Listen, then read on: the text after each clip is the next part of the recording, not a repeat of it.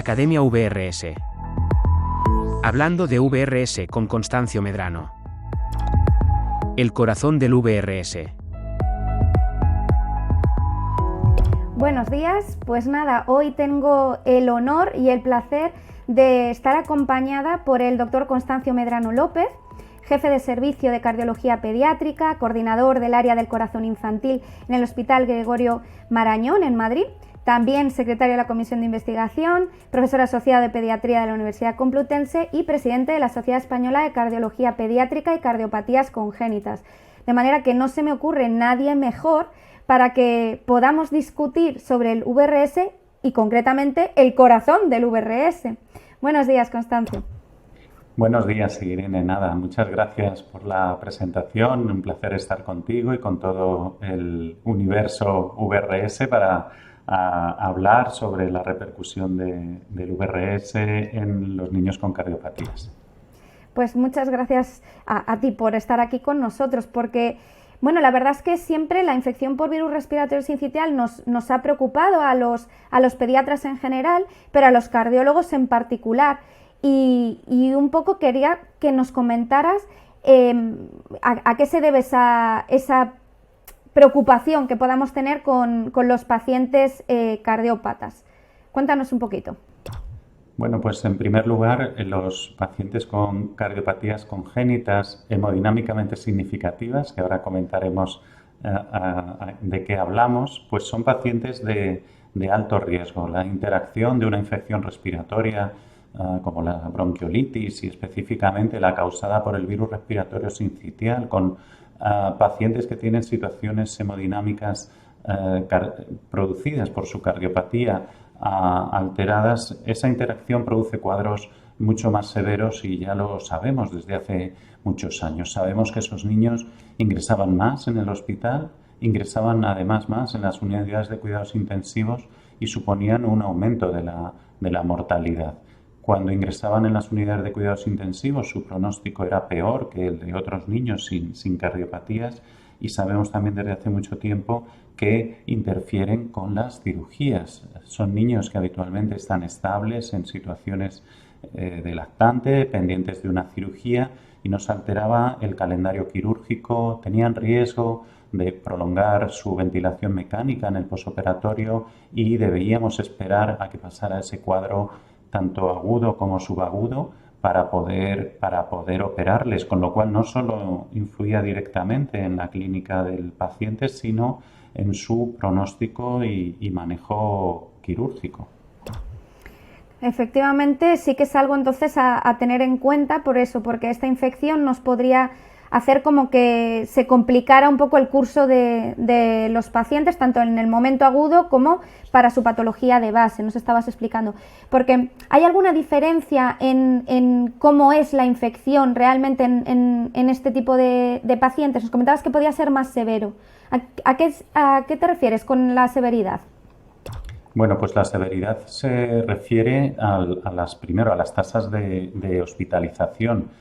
Demostramos desde hace muchos años que las tasas de hospitalización de los niños con cardiopatías hemodinámicamente significativas, que voy a hacer un paréntesis y un poco para dar el detalle, y aunque todos los pediatras lo entendemos, son aquellas pues que tienen repercusión hemodinámica, es decir, pues están en pacientes con insuficiencia cardíaca que necesitan medicación habitualmente, diuréticos, IECAs u otras. Son pacientes que tienen cardiopatías congénitas complejas que pueden ser cianóticos, que pueden estar desaturados con saturaciones por debajo de lo normal o que necesiten oxígeno suplementario. Son pacientes que uno de los datos fundamentales es que están malnutridos, tienen un peso en el percentil inferior al percentil 3 para su edad y género y en algunos casos son cardiopatías o situaciones posoperatorias como el trasplante cardíaco, que además asocia la inmunosupresión, o las miocardiopatías. Las miocardiopatías, especialmente las dilatadas, en las que no hay una cardiopatía estructural, pero hay una disfunción, son situaciones que conocemos los cardiólogos y los pediatras en general. Además hay otra que se puede añadir o que puede estar aislada, que es la hipertensión pulmonar. Todas esas condiciones hacen que la barrera alveolo-capilar sea muy diferente en estos niños y que las necesidades de oxígeno y esas saturaciones que permiten que un bebé pues, esté estable, aunque tenga una cardiopatía cianógena, ante cuadros respiratorios como inflamatorios, como los producidos por el VRS en la bronquiolitis, hay una alteración fundamental de esa barrera alveolo-capilar y pone en riesgo ese equilibrio que tenían. Aumenta el líquido pulmonar, disminuye la saturación y las posibilidades de tener una oxigenación adecuada de los tejidos. Más aún, sí que también desde hace unos años sabemos que el virus respiratorio sincitial no solo es un virus local que afecta a la mucosa y al bronquio y al bronquio pequeño, ¿no? y de ahí su mayor problemática en niños de menor tamaño, ¿no? Sabemos que afecta directamente al corazón. También hay viremia y también hay miocarditis producida por el VRS. Hay trabajos recientes que incluso lo ponen como uno de los principales virus que produce alteración directa del miocardio, alteraciones eléctricas. Encontramos alteraciones en el ritmo cardíaco con bloqueos AV, incluso igual que hay apneas, pues puede haber bloqueos de alto grado y en algún caso hay descritas situaciones de parada cardíaca asociada a infecciones por VRS, con lo cual todo ese componente inflamatorio de las vías respiratorias como el que tenemos en el miocardio produce que esos pacientes o es lo que explica fisiológicamente esa mayor gravedad de los cuadros. En concreto, mayor estancia, mayor necesidad de intubación, mayor necesidad de oxígeno y eso es lo agudo.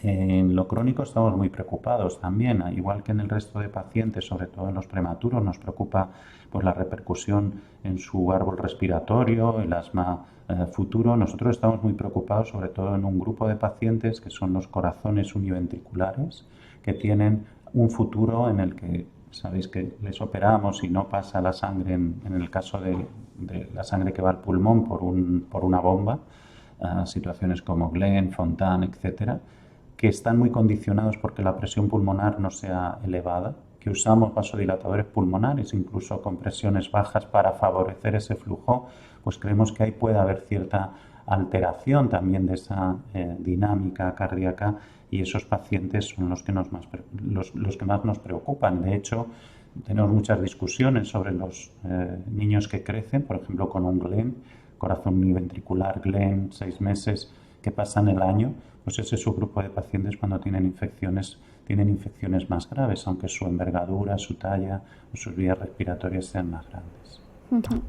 Bueno, pues efectivamente nos estás dejando muy claro la preocupación que existe y la relevancia, ¿no? de esta infección en este tipo de pacientes. Sabiendo todo esto, ¿cuáles son vuestras recomendaciones a vuestros pacientes? Es decir, ¿qué le decís a los padres? Y por otro lado, ¿qué medidas tomáis vosotros a nivel de prevención de la infección? Si hay alguna cosa que podamos hacer preventiva y también si el tratamiento cambiaría a lo largo en ese momento de la infección. Bueno, pues nosotros les decimos a los padres, incluso se lo decimos antes de nacer el bebé, porque nosotros sabéis que hacemos diagnóstico prenatal.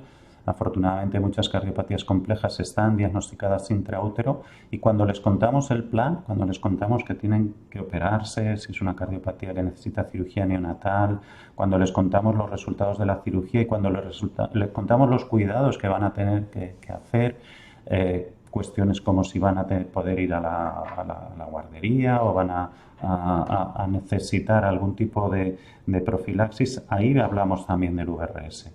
Les contamos que forma parte de los cuidados generales, que necesitamos que ellos entiendan cuáles son las rutas de transmisión del virus, es decir, evitar el contacto cercano, directos con individuos infectados. Se sabe que es a través de secreciones, aerosoles, tos, estornudos, las fómites. Ahí trabajamos mucho, quizá más hacia nosotros, ¿no? Nosotros estamos muy preocupados por la infección dentro del hospital. Sabemos que el virus permanece en los teclados del ordenador, en el fonendo, en la sonda del ecógrafo, Entonces somos muy cuidadosos. Esto va para nosotros internamente cuando pasamos por diversas unidades en momentos de epidemia. Y bueno, sabemos que es típico en nuestro país, ¿no? Que nazca un bebé, que además tiene un problema médico, pues toda la familia vaya a visitarle, llegan las Navidades. Bueno, pues les enseñamos a que manteniendo nuestras formas culturales se evite que haya un contacto directo de besos, tocar al bebé, etcétera, etcétera. Eso lo hemos, curiosamente, es uno de los aprendizajes que hemos tenido con el coronavirus. Nos resulta más fácil ahora que pre-coronavirus explicar que el VRS pues se transmite muy parecido al coronavirus y esas medidas de higiene son fundamentales. Hay cosas que no podemos evitar y es que sabemos que la presencia de hermanos mayores es clave en la transmisión. Nosotros en nuestros estudios CIVIC que empezamos pues, casi hace 20 años y que en el que seguimos a los pacientes la presencia de hermanos, y aquí en España tampoco es que haya muchos, ¿no? El sí o no, mayores que van a guardia o que van a colegio, es un factor de riesgo. Bueno, hay que evitar ciertas medidas, pero bueno, eso en principio es difícil de gestionar. Y finalmente es el concepto general de intentar hacer una vida normalizada con tu bebé, aire libre, sacarlo, etcétera, y estar protegido.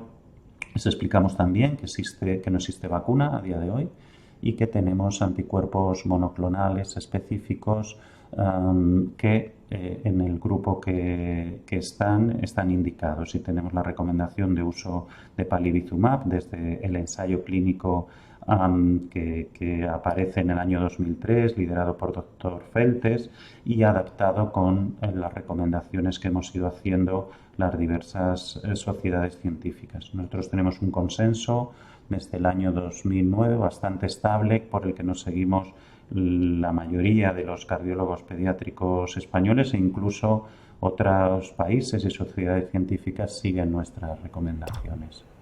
Muy bien, nos estaba comentando entonces eso, que realmente tenemos a día de hoy, aunque no hay una vacuna, tenemos una opción preventiva que sería el anticuerpo monoclonal. ¿Y cómo es su administración? ¿La ponen en el centro de salud? ¿La ponen en el hospital? ¿Cuántas veces o solamente una vez? ¿Cómo es? Palivizumab, porque además es el único autorizado en este momento, es un anticuerpo monoclonal de uso hospitalario. La indicación la hacemos los cardiólogos pediátricos seleccionando los pacientes menores de 2 años con factores de riesgo, que es tener una cardiopatía hemodinámicamente significativa. Nosotros trabajamos tanto cuando la cardiopatía no está operada, eso es muy fácil el concepto, como cuando el paciente está operado. También hay pacientes que se operan y que tienen una cardiopatía significativa, que están perfectamente operados, pero necesitan recuperar su situación hemodinámica. Es muy fácil, hasta que no ganan peso, hasta que no quitamos las medicinas, siguen en riesgo. Con lo cual nosotros hacemos esa recomendación. Todo paciente que tiene una cardiopatía congénita hemodinámicamente significativa, en el preoperatorio, en el posoperatorio inmediato si tiene repercusión aún, en condiciones como las miocardiopatías, el trasplante cardíaco y, excepcionalmente, y eso es una indicación de nuestro país, por consenso en las arritmias en niños muy pequeños. Sabemos que, como os he dicho antes, que a veces hay bebés que toman muchas medicinas para evitar las arritmias, entre ellas beta bloqueantes, y que ciertos virus o infecciones o la fiebre es el trigger del desencadenamiento de un episodio de taquicardia. Y ahí también lo recomendamos. Esos son pocos pacientes, pero es bien interesante su prevención. ¿Cuántas dosis? Nosotros recomendamos, porque hay estacionalidad, o la había, ahora hablaremos si quieres de ese tema, hacer un programa habitualmente de octubre a marzo con 5 dosis espaciadas por un mes. Tenemos fundamentalmente un grupo de enfermería que coordina, recibe todas las indicaciones, acumula a los pacientes para optimizar el uso del producto, contacta con farmacia para solicitarlo y es la farmacia hospitalaria, como decíamos al principio, la que lo gestiona. Cada uno tiene su asignación y lo ponemos en los hospitales de referencia, cercanía, diciéndolo mejor, los hospitales, centros de referencia, CESUR, que como el nuestro, otros que hay en el país, iniciamos la profilaxis o la completamos cuando están en nuestro centro, pero cuando vuelven a su localidad, pues tienen que ir a su hospital de referencia. En los grandes hospitales tenemos equipos de cardiología, de neonatología o de infectología, pero en general en los hospitales con menor volumen, pues se acumulan y se optimiza la profilaxis con todas las indicaciones, prematuros, etcétera. Cuando ocurren cosas como que el paciente nace en mitad del periodo de riesgo, pues iniciamos ahí la profilaxis y a veces la continuamos con alguna dosis más. En alguna situación, cuando la epidemiología nos lo indica, hemos puesto dosis extras. De hecho, VRS desapareció hace 2 temporadas con coronavirus en medio y reapareció en los meses de julio y agosto y tuvimos que hacer una profilaxis extra. Ahí hemos aprendido cosas que veníamos oyendo a nuestros colegas de todo el mundo, porque la estacionalidad es cosa de las zonas del trópico para arriba o del trópico para abajo, pero en las zonas subtropicales o intertropicales llevan muchos años viendo que el VRS no era estacional, con lo cual seguían al paciente. Es decir, si un paciente está en riesgo y tienes las condiciones que hemos comentado, debes seguir en profilaxis fundamentalmente hasta que se resuelva, se opere, se resuelva su situación hemodinámica. Y luego nosotros tenemos una característica extra. La circulación extracorpórea, que sabéis que se usa en la mayor parte de las operaciones de corazón, tiene unas membranas, la que hace de oxigenador, que elimina ciertos productos, entre ellos el anticuerpo palivizumab. Eso es uno de los datos farmacocinéticos del ensayo clínico y por tanto se elude y bajan los niveles de protección, con lo cual recién operados, al volver a la unidad de cuidados intensivos, tenemos que poner una dosis extra de recuerdo para mantener los niveles durante ese posoperatorio, que muchas veces coincide, como sabéis, en nuestro país, si estás en el periodo estacional y si estás en una UCI mixta, a diferencia de otras, cuando uno lee la literatura fuera y dice no hay infecciones por VRS en las UCIs cardiológicas pediátricas. En España casi todas las UCIs son mixtas, con lo cual lo habitual en diciembre es que en una cama haya una bronquiolitis, VRS positivo, y en la de al lado haya un paciente con una cardiopatía congénita, con lo cual somos muy exquisitos en no solo hacer la profilaxis del paciente que está en casa, sino de todo paciente hospitalizado, incluyendo los que están en cuidado intensivo pediátrico o neonatal según las características del hospital. Muy bien. Y bueno, hemos hablado entonces de prevención y a nivel de tratamiento quería que nos comentaras solo 2 apuntes. Si cambia en algo el manejo que hacéis de la infección en los pacientes que tienen alguna cardiopatía, respecto a si hay algún tratamiento que podáis ofrecer diferente, y por otro lado, si notáis que tengáis que hacer modificaciones al tratamiento que tengan de base, o sea, si esto condiciona cambios en su tratamiento de base. Pues empezando por el final, lo hemos comentado un poco someramente antes, pero tenemos muchas circunstancias que cambian la situación del paciente cuando tiene una infección por VRS. Nosotros tenemos pacientes estables que están en la consulta y, como digo, toman medicación, diuréticos. Bueno, a veces tienen una infección. También estamos analizando eso. ¿Cuántas veces tienen la infección? Aunque sabemos que con la profilaxis demostramos una cosa que no he comentado antes, que es que disminuye el riesgo de hospitalización aproximadamente un 50%. Yo le había hecho el ensayo clínico, pero luego nosotros en nuestros estudios epidemiológicos vimos que era un poquito mayor incluso en la vida real, en nuestro medio. Pero no solo hace eso, sino que disminuye la gravedad de la enfermedad. y disminuye las visitas a urgencias, porque muchos de estos pacientes llegan a urgencias y no son ingresados. También empezamos a tener a todo eso. Pero si un paciente está estable y tiene una infección, aunque sea leve, a veces necesitamos aumentar la medicación diurética que tenemos. Necesitamos aumentar el número de visitas hospitalarias. Si le veíamos cada mes, pues hay que verle en una semana. Algunos de ellos que están estables, como te digo, una miocardiopatía estable con medicación oral, pues se inestabiliza y tiene que ingresar. Y a lo mejor hay que cogerle una vía y pasar a medicinas intravenosas. Cuando alguien tiene desaturación o broncoespasmo, por ejemplo, pues es un problema. Estamos poniendo propanolol, un betabloqueante para su arritmia o para su hipertensión asociada, y tenemos un conflicto ahí. Si ponemos, ya sabemos que el broncoespasmo y los betaestimulantes no son en las bronquiolitis en general, en su manejo, pero en algún subgrupo de pacientes que hacen broncoespasmo sí que hay que utilizarlo, con lo cual tenemos un conflicto.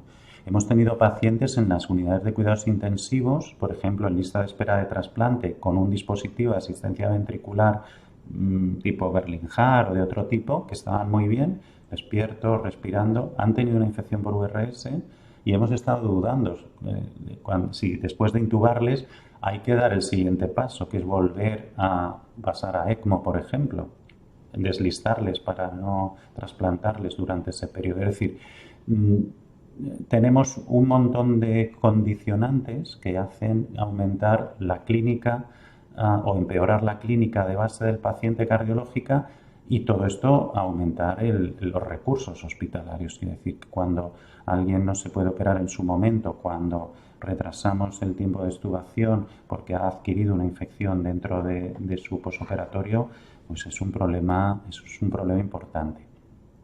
Y volviendo a la primera parte, si me la recuerdas. Sí, la primera parte era si había algún tipo de tratamiento específico diferente que tuvierais opción de poner a estos pacientes con infección por VRS. Pues no se ha demostrado que haya ninguna terapia. Insistimos en la profilaxis. Hemos visto que los pacientes en profilaxis tienen una infección menos severa, ¿no?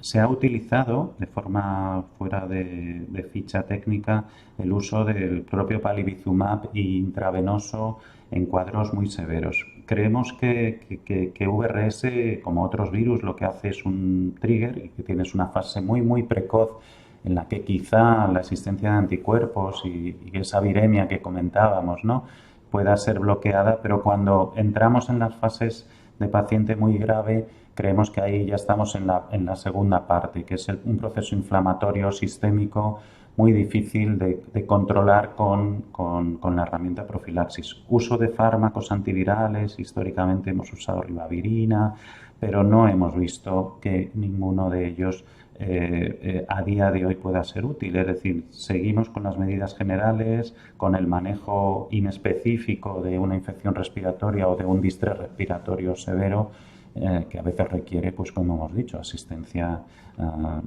con ECMO o llegar a situaciones ahí más complejas hasta que pasa la infección. Muy bien.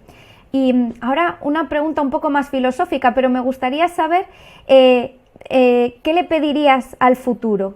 O sea, en cuanto a la investigación que hay detrás de toda esta infección, ¿qué le pedirías para tus pacientes, para tu día a día? ¿Qué echas en falta, qué necesitarías para mejorar el manejo? Bueno, pues la primera parte es una cosa muy de andar por casa, y llevamos, como te digo, casi 20 años trabajando con esta herramienta que es palivizumab, trabajando mucho en la educación sanitaria, en el control de los pacientes, tanto en España como por el resto del mundo. Yo les pediría que esas evidencias, que en ciertos momentos, bueno, pues tenemos que seguir demostrando que es coste efectivo, o sea, ya no desde el punto de vista médico, sino de salud pública, de costes sanitarios, porque sabemos que el anticuerpo monoclonal tiene un precio y que la prevención siempre nos cuesta, y que además eso, como decíamos, lo paga cada hospital por su lado. Hemos trabajado, hago otro paréntesis, en hacer estudios farmacoeconómicos en nuestro país y salen siempre coste efectivos en este grupo de pacientes.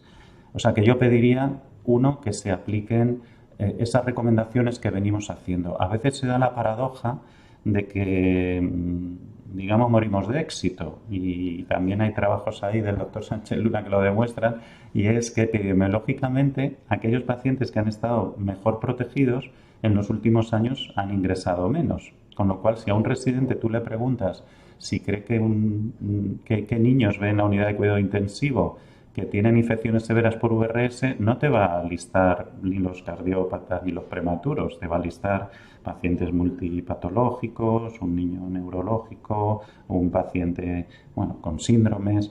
Nosotros hemos trabajado también, y ahí también reivindico el síndrome de Down como factor de riesgo aislado y mucho mayor cuando se asocia a cardiopatía. Entonces pediría eso, que no nos relajemos en utilizar lo que tenemos. Y segunda parte, ¿qué le pido y que es real? Además, estamos en unas líneas en las que la administración mensual parece que se va a poder superar con nuevas moléculas si seguimos en profilaxis que mejoran la vida media y que posiblemente hagan más fácil la administración y la adherencia. Nosotros recordaros que en nuestros estudios CIVIC hace muchos años conseguimos el 85% de adherencia a los pacientes, es decir, hemos trabajado los cardiólogos mucho no solo en prescribirlo, sino estar seguros de que lo reciben. Y el otro grupo que no lo recibió nos sirvió de control. Pero yo creo que en España trabajamos muy bien en vacunas, yo creo que tenemos muy bien, y eso es un mérito de los pediatras de atención primaria cuando se habla de vacunas, aunque palivizumab no sea una vacuna, la gente está muy concienciada. Al futuro inmediato, si conseguimos esas moléculas que son, se necesita poner una para cubrir 6 meses, fenomenal.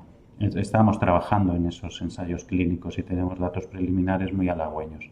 Y la segunda parte es conseguir que esas moléculas, si fueran mucho más baratas, se pudieran utilizar en la población general. Y mientras tanto, esperar con la experiencia que hemos tenido, porque insisto, el coronavirus nos ha enseñado muchas cosas y en el mundo de las vacunas VRS es parecido a coronavirus en algunas cosas. Sabemos que hay vacunas con diferentes estrategias. Vacunas directas para los bebés, vacunas para las embarazadas que generen anticuerpos y protejan durante los primeros meses. Y yo creo también la otra gran noticia es que se han dado cuenta nuestros colegas de adultos que VRS también es muy importante ahora que hacíamos PCRs a todos los virus del mundo porque pensábamos que el coronavirus era el protagonista, pues VRS es protagonista de infecciones en ancianos y de inestabilizaciones, más allá de coronavirus, más allá de la gripe, en mayores de 65 años, con lo cual ahora nuestros colegas están muy preocupados por VRS y nos van a ayudar a progresar ahí, en el mundo de las vacunas y en el mundo de conocer que este virus, que lo hemos padecido los pediatras durante muchos años, pues es parecido a coronavirus, tiene mortalidad, afecta a grupos de riesgo y hay que trabajar en investigación en ellos. Estamos y sabemos que esas vacunas están en marcha, algunas de ellas se han quedado ahí en dique seco porque sabemos que requiere mucho trabajo y mucha investigación, pero yo creo que llegarán pronto. Y finalmente, decir que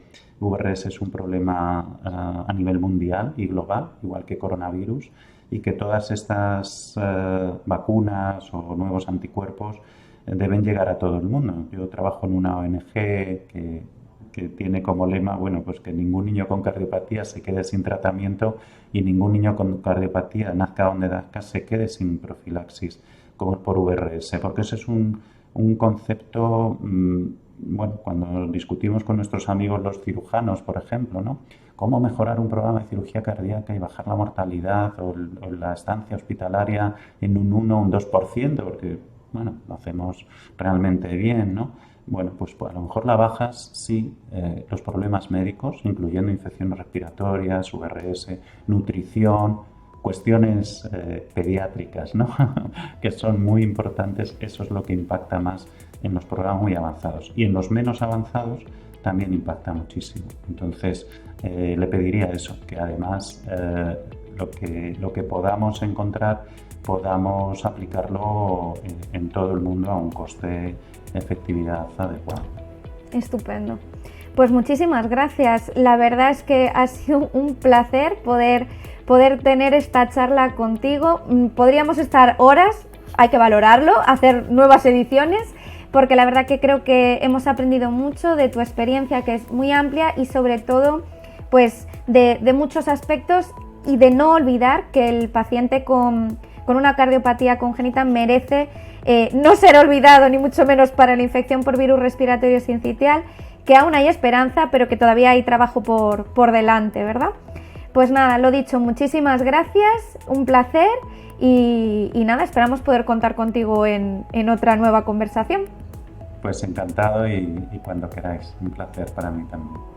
Gracias.